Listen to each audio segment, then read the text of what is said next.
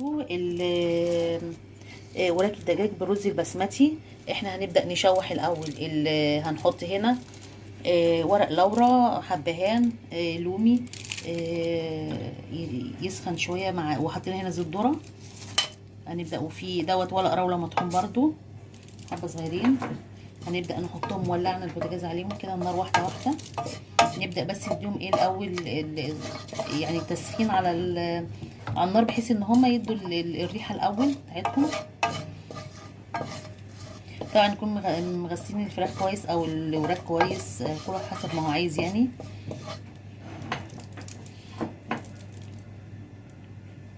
احنا هنا بدأت الورق اللورا يطلع ريحته اهوت والحبهان وكله. هنبدأ ننزل الفراخ.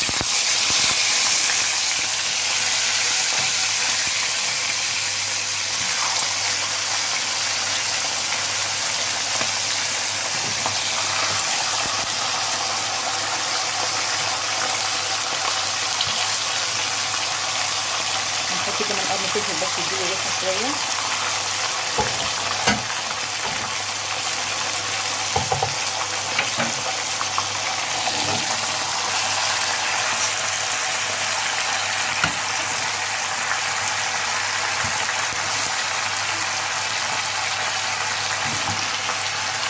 طبعا ابتدينا معلين عليه عشان يتفضل في النار في الاول، بعد كده واحده واحده نقلبه. احنا هنا قلبنا الفراخ اهيت. هنبدا نحط ايه، نص معلقه صغيره ملح، نص معلقه جنزبيل، معلقه صغيره فلفل اسود، نص معلقه قرفه ناعمه. هنبدا نرشه عليها عشان يبدا يستوي، وهنسيبه شويه. اول ما يستوي نبدا بس الاول نرش كل حاجه كده متجمعه مع بعضها عشان الريحه.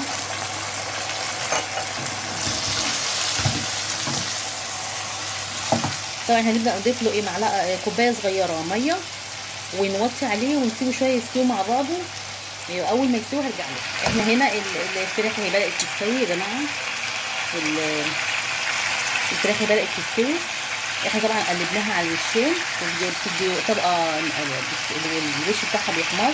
فاحنا دلوقتي هنبدا يعني 5 دقايق بتخلص بس الصوص بتاعها دوت، وهنبدا ننقلها في طبق تاني عشان نحط الرز البسمتي، وبعد كده نزوده. بعد كده ايه اللي نحطها هي على الوش بعد ما ورجعنا لكم. احنا هنا حطينا، شلنا الفراخ الورد بتاعتها. هنحط بقى الرز البسمتي، هنبدا ننزله.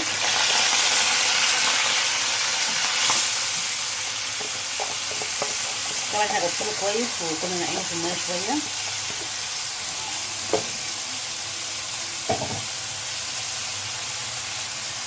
هنبدا ننزل عليه الصوص بتاعه بتاع الفراخ اللي احنا حاطينه اهو. طبعا انا بزودش يعني هو ازيد منه شويه لحد ما يحتاج. كل ما يحتاج شويه ممكن نضيف له تاني. اول ما يبدا يشرب كده هنجيب له الزعفران بتاعه، هنحطه عليه. ورجعت لكم تاني. احنا الرز هنا شرب الصوص بتاعه او الميه بتاعته او الشوربه بتاعته اللي احنا حطيناها كده. وحطيت له معلقه زعفران بسيطه كده، وهكمل له الباقي. بس هنا اول ما استنينا اول ما يبدا يتشرب عشان محتاج ميه بسيطه. هنبدا بقى ايه ننزل عليه برضو الصوص زعفران بتاعه تاني، حاجه بسيطه. هنبدا نعمله نسيبه كده. وهنبدا هنحط طبعا القرن الفلفل ده حراق يا جماعه، المفروض دوت معاه من بدري. نبدا نرص الفراخ تكمل تسويه في ايه تاني كده.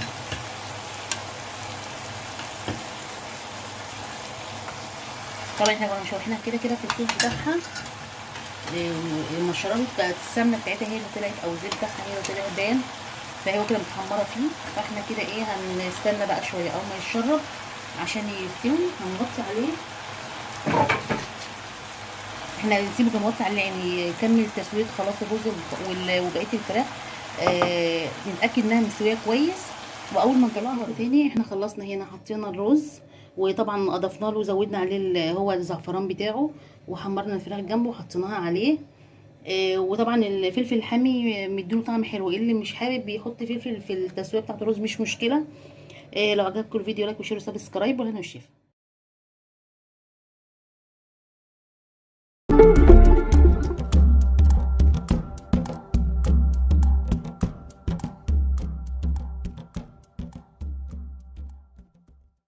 بسم الله الرحمن الرحيم. والنهارده هنعمل معاكم عرق الروستو او الفليتو اللي هي اللحمه البارده.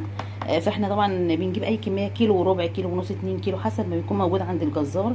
وبنبدا يا هو يربطها لنا يا جماعه كده، يا اما احنا نربطها في البيت. وبنبدا نجيب صينيه نحطها على النار كده، وبعدين تسخن، وبعد كده بنروح حاطينه بحيث ان هو ياخد الصدمه قبل ما يستوي. بنحط الاول نقلبه على الجنبين بحيث ان هو يتصدم من النار.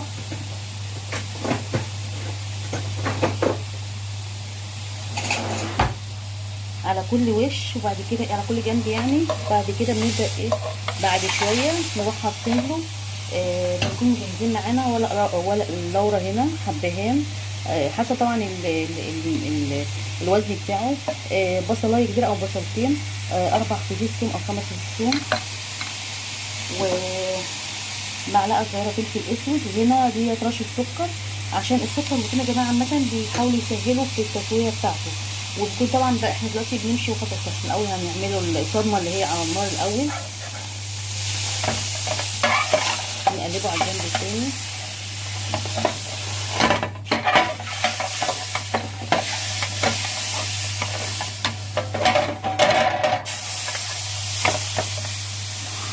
بحيث ان هو اما نيجي يحتفظ بالعصاره بتاعته، بحيث ان هو يبقى طري، فلما تيجي نقطعه كده يبقى طعمه كويس.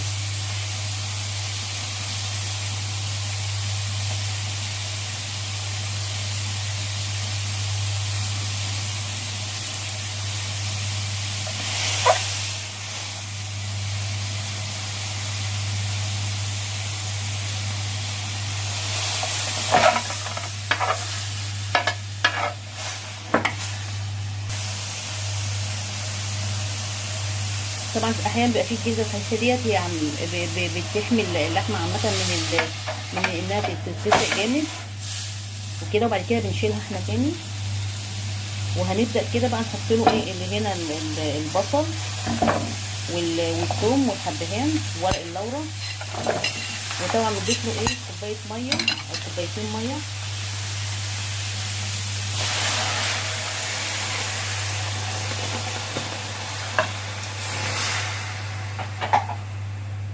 وهنرش الفلفل يا جماعه.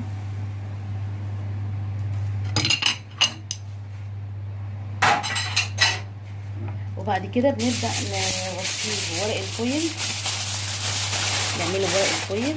وبعد كده ندخله في الفرن او ممكن على البوتاجاز عموما. بس هو احنا لازم كل شويه نتاكد ان في ميه، كل شويه ممكن نزود ميه لو الميه بدات تقل شويه، ممكن نزود ميه لحد ما نتاكد انه استوى. واول ما يستوي هوريه كده. اللحمه يا جماعه بتستوي هي، انا بس قلت ارفعها علشان اوريكم لكم شويه. هنا الميه برده قلت، وحطيت لها دلوقتي معلقه ملح صغيره، لان كده كده الميه بتاعتنا ما بتمتصها، بيبدا الجلد او الجسم اللحمه نفسه ياخد طعم الملح والحاجات التوابل اللي فيها. وهنضيف كمان كوبايه ميه صغيره، ويا ريت تكون سخنه وكده. احنا كده هي لسه ما استوتش اهي، بس انا قلت اما اوريكم. وبعدين ايه شويه كده اول ما تخلص هرجع لكم تاني. وهنا يا جماعه عرق الروست اهو، اللحمه البارده احنا طلعناها، هي لسه سخنه بالبخار بتاعها. قطعت لكم بس كام قطعه اهوت، وخدت الصوص. طبعا احنا قطعنا الفتل بتاعتها، هي بتدينا الاحجام اللي احنا عايزينها. الفتل اللي بقى هنا الخيوط دي هي بتدينا سمك الحجم بتاع القطعه اللي احنا عاملينها وكده. ودلوقتي احنا خدنا الصوص بتاعها، ضربناه في الخلاط وحطيته اديته بس ياخد غلوه كده، وهجيبه لكم دلوقتي اول بس ما ننقلها في الطبق. لحظه كده ونقلها ورا الصوص اهو يا جماعه. بعد ما ضربناه في الخلاط بنبدا نقلبه شويه وبنغلي. فاحنا هنبدا دلوقتي ننقله على اللحمه واللي احنا قطعناها، عشان ايه نحطها على وش ده، واللي عايز ياخد منه من الجنب براحته. هو الصوص يا جماعه بنحطه عليه، نحطه طبعا بيديله طعم حلو.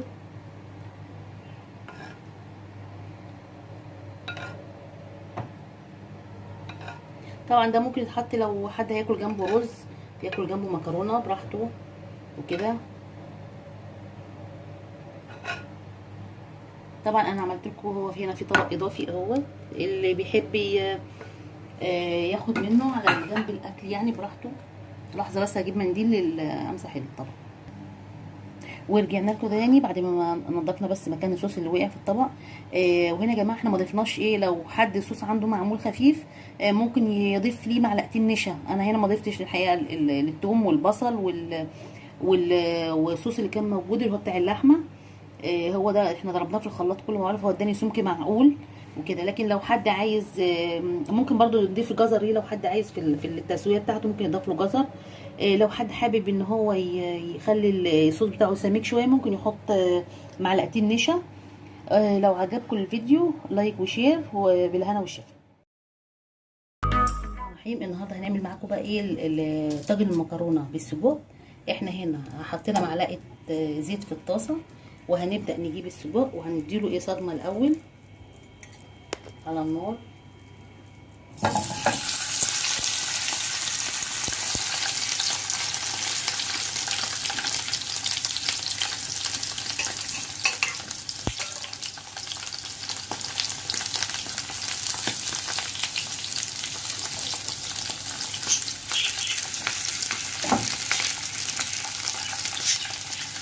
نبدا نديله صدمه وبعد كده هنشيله وهنحط البصل يتشوح بعديه. بس احنا هنبدا الاول نشوحه كده شويه.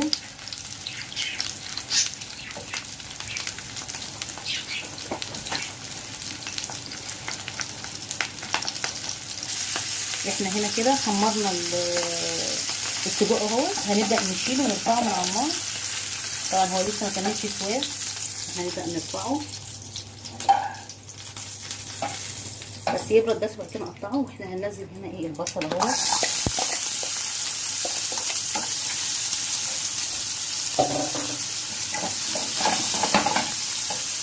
واحنا عندنا هنا فلفل حامي.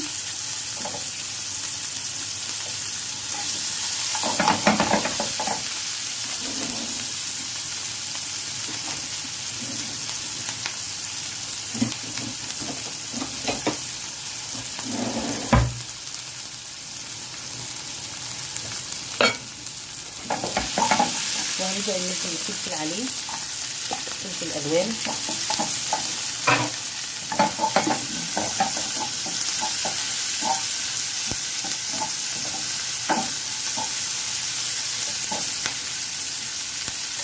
وهنا معانا التوابل، نص معلقه صغيره كمون، نص معلقه فلفل اسود مع نص معلقه ملح، بابريكا هنرش عليه بس. وبعد كده ايه دقيقه كده نروح منزلين السجق تاني ونحط له ايه عصير طماطم يستوي شويه.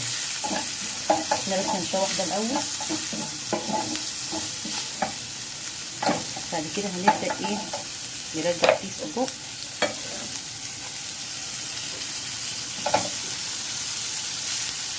طبعا السجق احنا هنبدا نقطعه بس اول ما يبدا يستوي عشان نعمله مع المكرونه.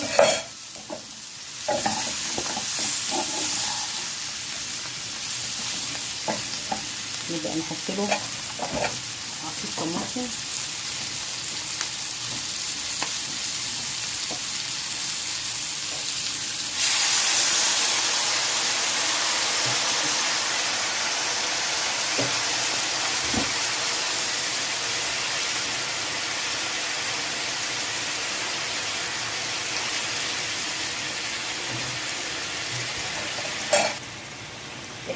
احنا هنا زودنا معلقه كوبايه طماطم بالظبط، عصير طماطم.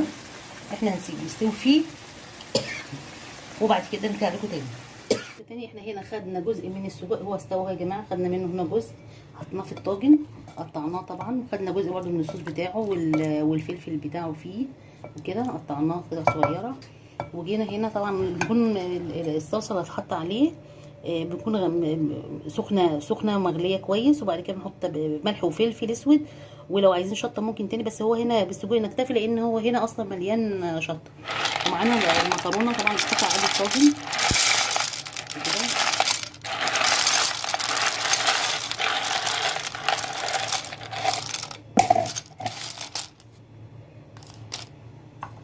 هنا كده نظبطها وبعد كده بنبدا ايه نحط بقى عليها الطماطم، عصير الطماطم بتاعتها هي سخنه طبعا.